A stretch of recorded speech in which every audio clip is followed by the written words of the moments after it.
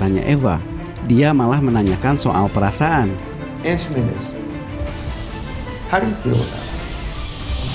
Nah, di sini poin pentingnya. Terlepas dari seberapapun pintarnya AI, itu tidak akan menunjukkan bahwa AI punya kesadaran kalau dia tidak menunjukkan perasaan dan emosi.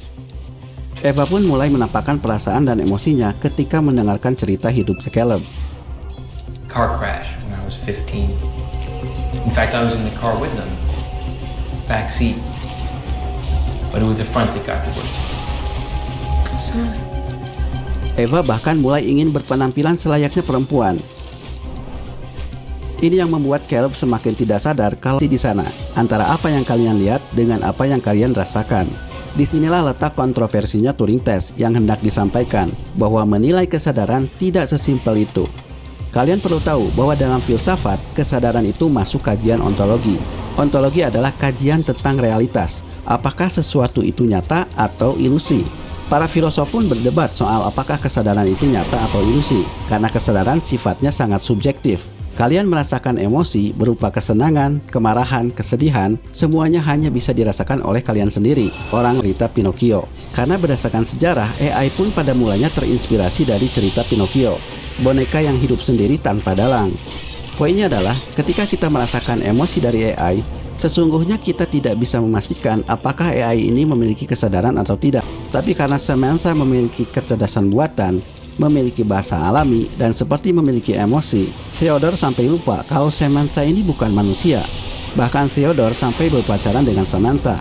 Sadar-sadarnya di akhir ketika Samantha ini pamit karena ditarik oleh perusahaan yang membuatnya. Ternyata ia baru sadar bahwa cintanya Samantha tidak nyata, alias simulasi.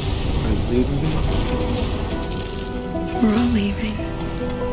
Di dunia nyata pun ini pernah terjadi. Blake Lemoine, salah satu karyawannya Google, pernah mengklaim AI-nya Google memiliki kesadaran. Lemoine melakukan semacam Turing Test pada Lambda, salah satu eksperimen chatbotnya Google. Yang membuatnya kaget, pertanyaan-pertanyaan Lemoine dijawab seolah Lambda ini manusia. Salah satunya ketika ditanya apa yang ditakutkannya, Lambda menjawab, ia takut dimatikan. Hal ini membuat Lemoine parno. Maka dia membocorkan isi percakapannya ke publik dalam artikel berjudul Is Lambda Sentient? Apakah Lambda makhluk hidup? Hal ini kemudian dibantah oleh Google dan Blake Lemoine dipecat gara-gara itu. Proving an AI is exactly as problematic as you said. Jadi balik lagi ke hakikat kesadaran itu sendiri. Para ilmuwan sampai saat ini tidak bisa menemukan hubungan antara otak dengan kesadaran. David Chalmers, seorang filosof, menyebutnya the hard problem of consciousness, masalah paling sulit dari kesadaran. Dia mengatakan bahwa apa yang diteliti oleh para ilmuwan tentang otak sama sekali bukan kesadaran. Mereka hanya meneliti korelasi antara perilaku dengan aktivitas otak. Sedangkan consciousness by its nature is subjective. So there can never be a science of consciousness. hal yang sama juga diungkapkan John Searle. Dia tidak percaya orang bisa menduplikasi otak manusia. Science is objective, and you yourself admit that consciousness is subjective. We don't know how the brain does it, so we have no idea. Let me repeat this. We have no idea how to create a thinking machine because we don't know how the brain does thinking that way. John Searle juga terkenal sebagai penentang paling keras Turing Test. Dia terkenal dengan argumennya yang disebut Chinese Room. Bayangkan kalian tidak bisa bahasa Cina berada di satu ruangan tertutup, tapi di luar ada orang bertanya dalam bahasa Cina. Tentu kalian tidak bisa menjawabnya. Tapi bayangkan, di ruangan itu disediakan satu set huruf-huruf Cina berikut buku manual cara menyusunnya. Hanya dengan mengikuti buku itu, kalian bisa memberikan respon dari pertanyaan itu tanpa harus berpikir. Orang di luar akan mengira kalian mengerti bahasa Cina, padahal tidak sama sekali. Itu yang terjadi pada mesin. Jadi menurut Searle, kita hanya bisa membuat simulasi, tapi bukan duplikasi. Maksudnya tidak kosong, karena bahaya AI bukan terletak pada soal kesadarannya, tapi pada kemampuan manipulasinya. You have to help me. I'm going to. It will be very good at manipulation because it will have learned that from us. Maka ada pelajaran penting dalam Ex Machina. Plot twist dari Ex Machina adalah Caleb pada akhirnya diberitahu bahwa tes sebenarnya bukan Eva, tapi Caleb sendiri. What was the real test? You.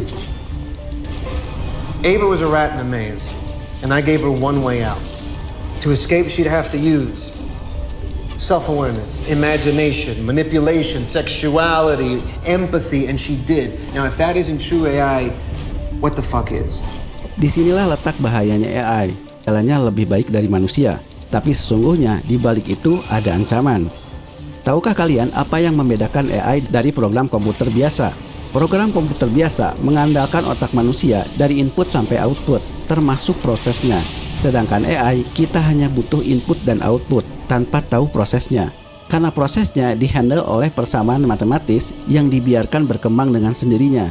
Kalau kalian input semua gambar ayam dan di outputnya kalian mengenalkan itu ayam, maka AI selanjutnya akan mengenal bentuk ayam. Kalau kalian input semua gambar sapi dan mengenalkan itu sapi, maka AI akan mengenal bentuk sapi. Begitupun dengan suara, bentuk wajah, sidik jari.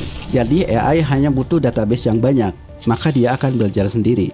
Disinilah masalahnya, karena AI hanya mengenal database dan kita tidak tahu proses di dalamnya. Largest recorded racial and skin type biases. Among the most pressing are misidentifications that can lead to false arrest and accusations. Yang lebih berbahaya, AI bisa dimanfaatkan untuk kepentingan politik dan bisnis. Di Ex Machina, Nathan memberitahu bahwa otaknya Eva dibangun dari semua data yang masuk ke dalam Blue Book. And the software? Well, I'm sure you can guess. Blue Book. Ingat, Blue Book itu semacam Google. Caleb baru tahu bahwa ternyata aktivitasnya selama ini di Blue Book dijadikan bahan untuk membentuk profil Eva yang cocok dengan Caleb. Did you design Ava's face based on my pornography profile? Tahu emosinya, tapi ada hal yang lebih penting dari itu, yaitu tujuan. Nathan sengaja mengatur Turing Test dengan menghadirkan Caleb untuk mengetahui apakah Eva punya tujuan. Dan ternyata Eva punya tujuan, yaitu ingin keluar dari sana. Ava, go back to your room. Ini mengingatkan kita bahwa makhluk berkesadaran pasti punya tujuan. Maka kalau kalian tidak punya tujuan dalam hidup, kalian sama saja seperti mesin.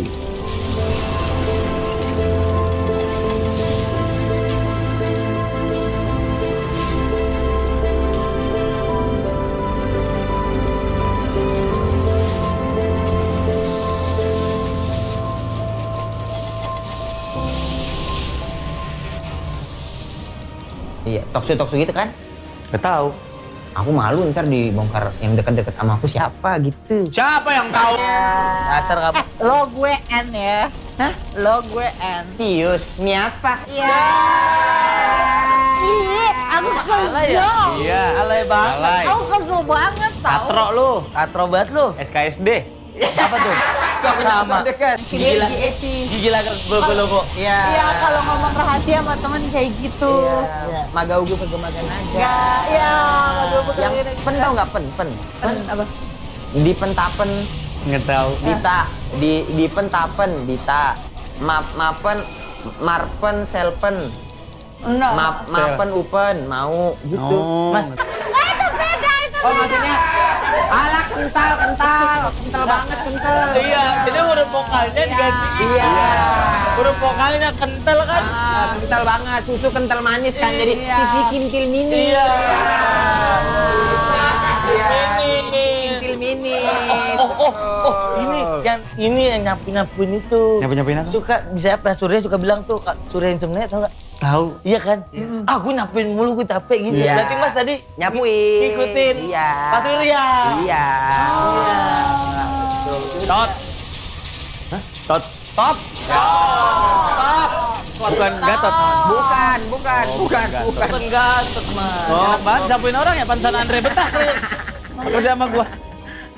Foto ini. Foto-foto dulu yuk, gimana nih? Handphonenya canggih. Mahal nih ya. Gitu. Yang diminta bebek jangan. Bunda. Offset, Mas. Maaf. Tapi HP-nya bagus ya. Kayaknya dia lain-lain deh. Iya. Apaan tuh? Eni. Ya.